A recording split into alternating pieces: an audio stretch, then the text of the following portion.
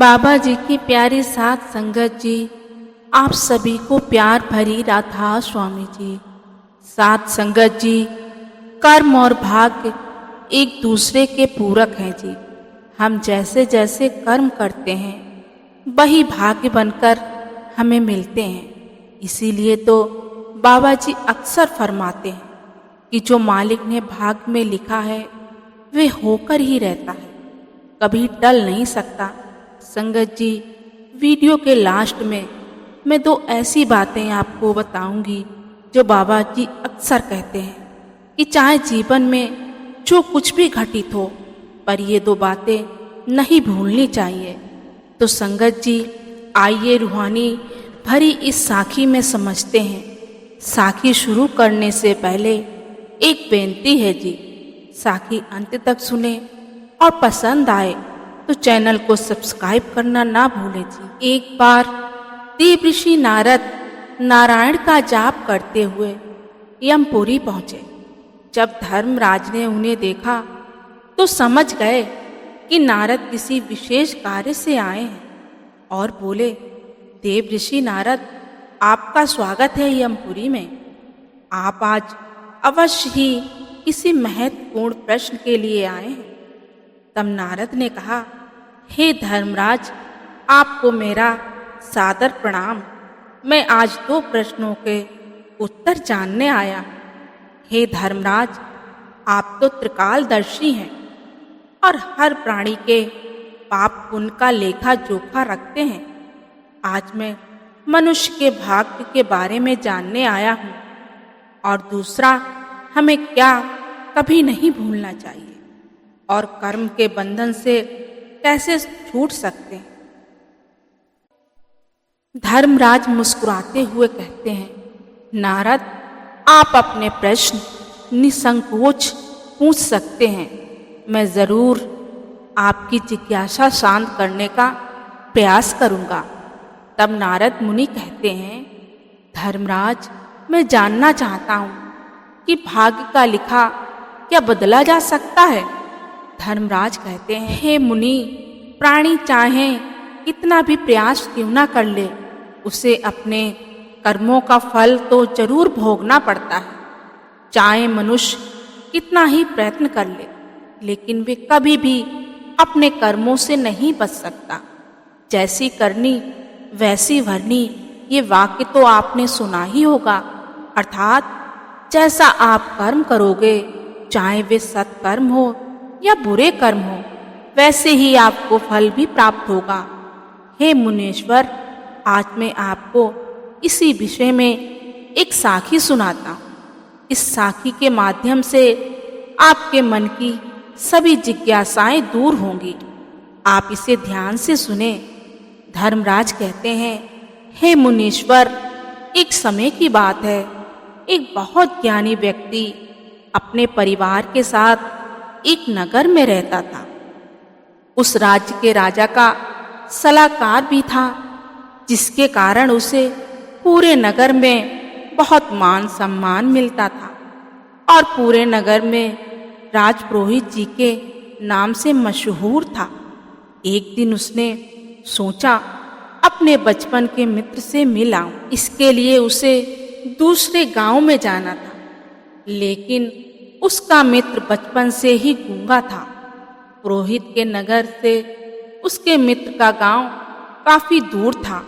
वहां जाने के लिए बीच में बहुत से छोटे गांव पड़ते थे। एक दिन सुबह पुरोहित जल्दी उठकर अपनी पत्नी से कहता है, अरे भाग्यवान, आज मेरे मित्र भोला से मिलने मुझे जाना है।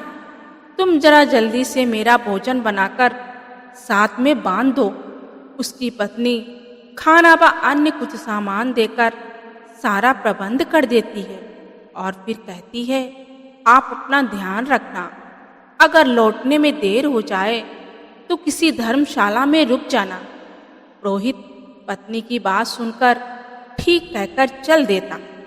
रास्ते में अपनी धुन में चला जा रहा था कि तभी चलते चलते उसकी मुलाकात एक ऐसे व्यक्ति से होती है जो देखने में बहुत हष्टपुष्ट और श्याम वर्ण था। जिसे देखकर पुरोहित जी थोड़ा सा घबरा गए, क्योंकि देखने में दूर से वो किसी राज्य का गुप्तचर जैसा लग रहा था।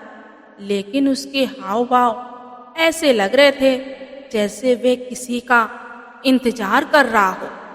जब पुरोहित वहां से गुजरा तब वे व्यक्ति भी चुपचाप पुरोहित के पीछे पीछे चलने लगा और पुरोहित की तरफ देखकर मुस्कुराता है।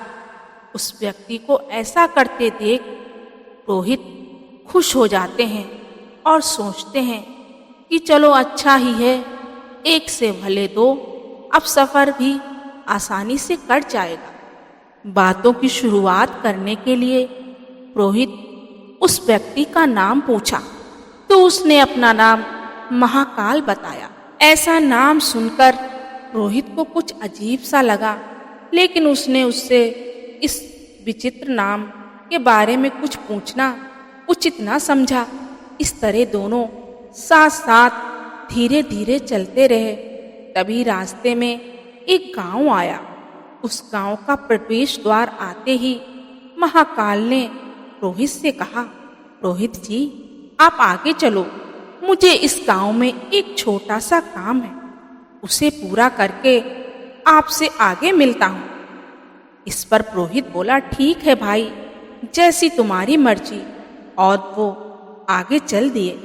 लेकिन कुछ ही देर बाद उस गांव से एक खबर फैली कि किसी एक व्यक्ति को सांप ने काट लिया और उसकी मृत्यु हो गई। ये बात पुरोहित को भी सुनने को मिली।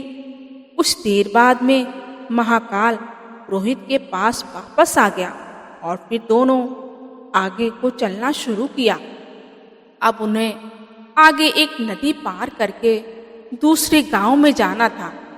साथ संगत जी, पुराने जमाने में लोग पैदल ही रास्ता तय करते थे, इसलिए पहुंचने में 2 या 3 दिन लग जाते थे। इसलिए उस नदी के किनारे एक छोटी सी नाव थी। पुरोहित और महाकाल सहित अन्य 5 लोग और उस नाव में सवार होकर नदी पार करने लगे। जब नाव एक किनारे से दूसरे किनारे पहुंचती है तभी पुरोहित उतर जाता है।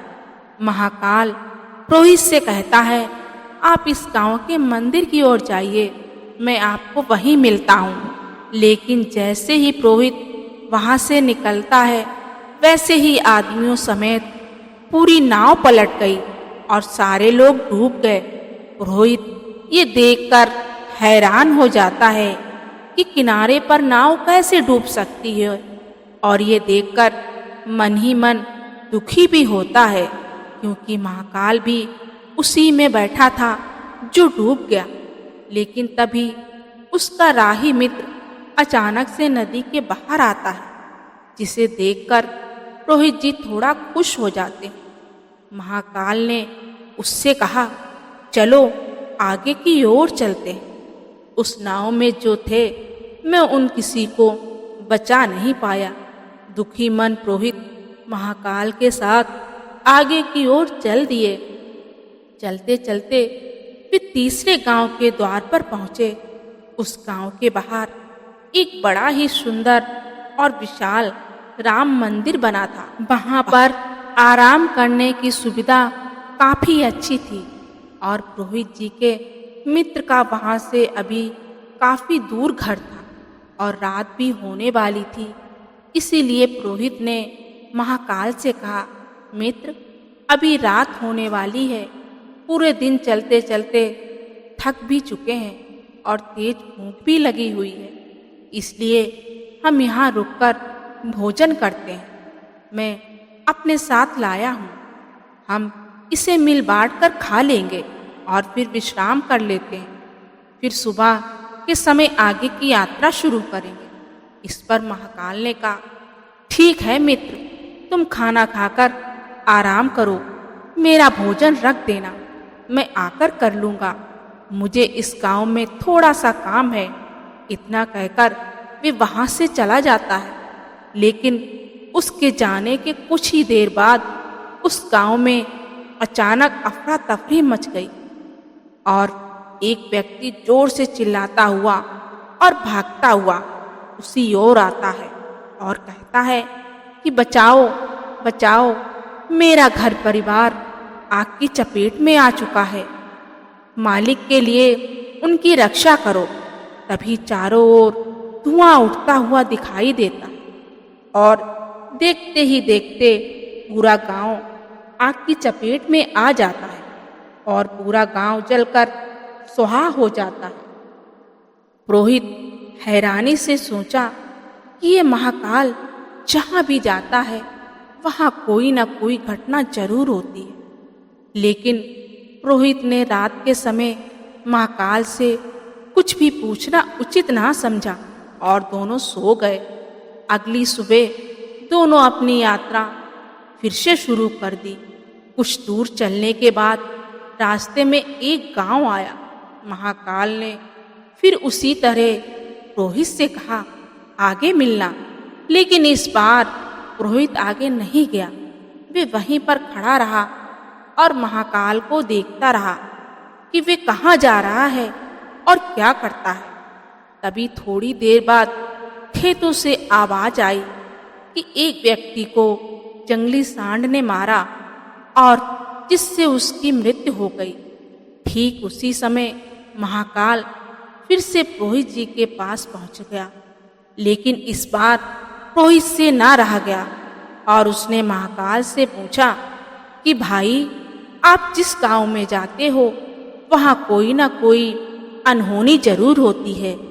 क्या आप बता सकते हैं कि ऐसा क्यों होता है? तब महाकाल ने कहा, पुरोहित जी, आप तो मुझे बहुत ज्ञानी मालूम पड़ते हैं, इसलिए तो मैं आपके साथ चलने लगा, परंतु आप भी मुझे अज्ञानी ही मालूम पड़े, इसीलिए तो आप मुझे अभी तक नहीं समझ पाए। पुरोहित बोला, मैं कुछ समझा नहीं भाई, लेकिन मुझे कुछ समझ में भी आ रहा है। अगर आप ही अपना परिचय दे दो तो अच्छा होगा। तब महाकाल ने कहा, पुरोहित जी, तो ध्यान से सुनो, मैं एक यमदूत हूँ और धर्मराज की आज्ञा से मैं उन लोगों के प्राण हरण कर रहा हूँ जिनकी आयु अब पूरी हो चुकी है। महाकाल के मुंह से ये बातें सुनकर वे घबरा गए, लेकिन फिर वह हिम्मत करके पूछते हैं, अगर आप यमदूत हो तो मुझे ये बताओ कि अगली मृत्यु किसकी होगी? तभी महाकाल ने उत्तर दिया और कहा, अगली मृत्यु आपके मित्र की है जिससे आप मिलने जा रहे हो, और उसकी मृत्यु का कारण भी आप ही बनोगे और वे अपने अंतिम क्षण आपकी गोद में ही बिताएगा और अपने प्राण त्याग देगा। अब तो ये सुनकर पुरोहित दंग रह गए और उनके हाथ पैर ठंडे पड़ गए और सोचने लगे कि अगर ये सचमुच यमदूत है तो उसकी ये बात जरूर सच होगी, इसलिए मैं अपने मित्र से बिना ही मिले वापस चला जाऊंगा तो उसकी मृत्यु का कारण नहीं बनूंगा। तभी यमदूत ने मुस्कुराकर कहा, पुरोहित जी, आप जो सोच रहे हैं वे मुझे सब पता है, लेकिन आपके ऐसा सोचने से नियति नहीं बदल जाएगी। आपके दोस्त की मृत्यु निश्चित है और वे अगले ही कुछ पलों में घटित होने वाली है। महाकाल के मुख से ऐसा सुनकर पुरोहित को मानो एक झटका लगा, क्योंकि महाकाल ने पुरोहित जी के मन की बातें जान ली थी, जो कि एक समान व्यक्ति के लिए असंभव है। अब पुरोहित को विश्वास हो गया कि ये महाकाल सच में यमदूत है। जब पुरोहित को विश्वास हो गया तो वह घबराकर अपने नगर की तरफ भागने के लिए तैयार हुआ, लेकिन जैसे ही पुरोहित वापस जाने के लिए मुड़ा तो उसने देखा कि उसका मित्र तेजी से भागता हुआ उसकी तरफ आ रहा है, जो अपने मित्र को देखकर अत्यंत खुश दिखाई दे रहा है। पुरोहित ये देखकर हैरान था कि उसका मित्र काफी तेज गति से उसकी तरफ आ रहा है। जैसे ही वह पुरोहित के पास पहुंचा, तभी अचानक वह जमीन पर गिर पड़ा और जब पुरोहित जी ने उसे अपनी गोद में लिया तभी तुरंत ही उसकी मृत्यु हो गई। इस घटना को देखकर रोहित हैरानी से महाकाल की ओर देखने लगे। रोहित की मनोदशा देखकर महाकाल कहने लगा, रोहित जी, आपके मित्र ने पिछले गांव में ही आपको देख लिया था और वे वहीं से आपका पीछा कर रहा था, लेकिन गूंगा होने की वजह से वे आपको आवाज नहीं दे पाया और वे पूरी ताकत लगाकर आप तक पहुंचने का प्रयास किया, लेकिन बुढ़ापे में बचपन जैसी ताकत कहाँ होती है, इसीलिए सांसें फूल गईं और इस वजह से उसे दिल का दौरा पड़ने के कारण उसकी मृत्यु हो गई, क्योंकि वे आपसे मिलने के लिए अपनी सभी सीमाओं को तोड़कर आपके पीछे भाग रहा था।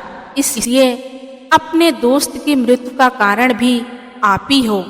अब रोहित को पूर्णतः विश्वास हो गया कि महाकाल ही यमदूत है। रोहित जी एक ज्ञानी व्यक्ति थे, इसलिए वे ये भी जानते थे कि मृत्यु पर किसी का वश नहीं होता, सबको एक ना एक दिन मरना ही है।